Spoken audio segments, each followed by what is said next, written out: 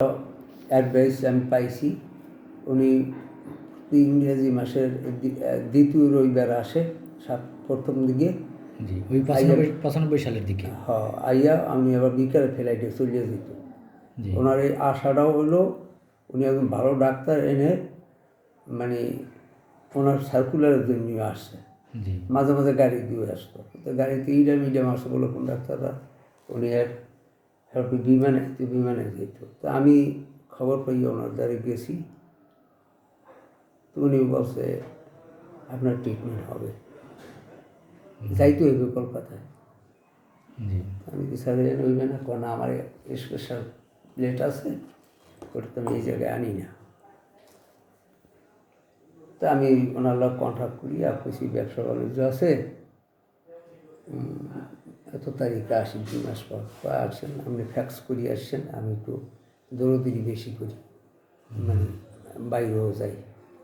তা প্রসঙ্গে ওই আজিজ সাহেবের ছেলে হেনরি আসিল, তো উনি আমি মাদ্রাস কিন্তু আমার 3 বার ব্যাক করেছে ওই কলকাতা থেকে। হ্যাঁ, আমি মাদ্রাস গেছি 3 বার। আমার প্রথম লেন্সটা তো উঠাইছি, লেন্সটা চোখে বারতো অ্যাঙ্গেল হয়ে গেছে, ওই দিন আপনি দেখি শব্দ সেই সময় তো এই ধরনের চিকিৎসা হয় নাই না, এই প্রথম।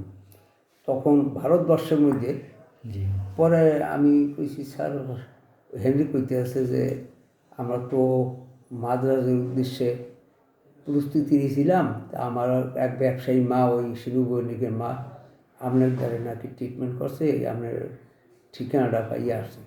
তখন উনি বলছে যে আপনি মাদ্রাস গেলেই যে ট্রিটমেন্ট হইবেন, আমি বিশ্বাস আপনার ব্যাক করে। তা আমি যে প্লেটটা আবিষ্কার করছি, একটু বাংলার প্লেট করে, ওইটা ভারতবর্ষে আসে না, ভারতবর্ষ পুরা ভারতের মধ্যে নাই। আমি ছাত্র আমেরিকার, আমার ডিগ্রি আমেরিকার, এটা আমি আমার মঙ্গলার থেকে প্রথম আবিষ্কার করছি। যে কীরকম আপনার আগে টিভি দেখতেন চ্যানেল মোড়াইয়া, এখন আমি এখানে বই আমি টিভিটা রিমোট, তা আমার ওই রিমোট কন্ট্রোল 100% শিওর দিয়ে আমি অপারেশন করি। যেটা ভারত আপনি যান মাদ্রাস যদি আমি না ব্যাক করাইছে, তা আমরা তো তখন আর আসলে ব্যাক করাইছে। পরে আমরা গেছি, আমার লোক চুক্তিও করে না, আমি ওই বিনয়বাবুর টাকা উন্নতি নিয়েছি, ওর ভাই থেকে আবার এই কলকাতায় দোকান দেয়, তো ওর দ্বারা টাকা টাকা যাইবে, কাগজপত্র গেছে, যাই আমরা একটা হোটেলে উঠি, আর হেনরি বউ গেছিলাম আমার লাগে বর্মনে।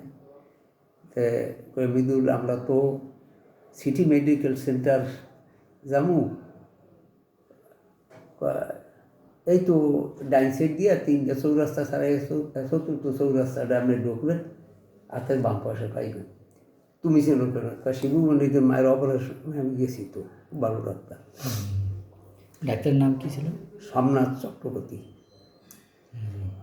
আমি জমিদারের ছেলে, আমার MBBSও ওখানে, লেখাপড়া ওখানে, ডিগ্রি ওখানে, হ্যাঁ আমেরিকা। আমি এই ফ্যাকো মেশিনটা আমি আবিষ্কার করছি, এবং ভারতবর্ষের মধ্যে এখনও আসে না। এরপর আমি কিন্তু বাইরের এখনও যাই এটা দিতে, তাই আপনারা ফ্যাক্স করিয়ে যান, আমি একটু দৌড়িতে থাকি বেশি। আপনার এটা ওই সময় ফ্যাকো হয়েছে? হ্যাঁ, আমার ওই সময় সেই 95-96 সালে। হ্যাঁ, তাই ফ্যাকোটা পাইছি, বাংলাদেশে আইতে সময় লাগছে অনেকটা। পরে আমরা যাই গেলাম, তা আমার লাগার কোনো কন্ট্যাক্ট নাই। আমি অবস্থান কোথায় আর কি ব্যবহার, আমরা বসে হোটেলের নাম কষি, কয়েকটু দূরে হয়ে গেল না আমার তো।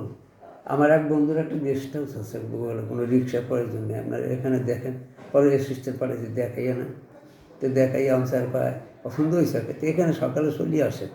তখন তো আমি আউটলেন্স করতাম, কন্ট্যাক্ট লেন্স, সকালবেলা স্নান করিয়া। এটা কি অপারেশন পরে?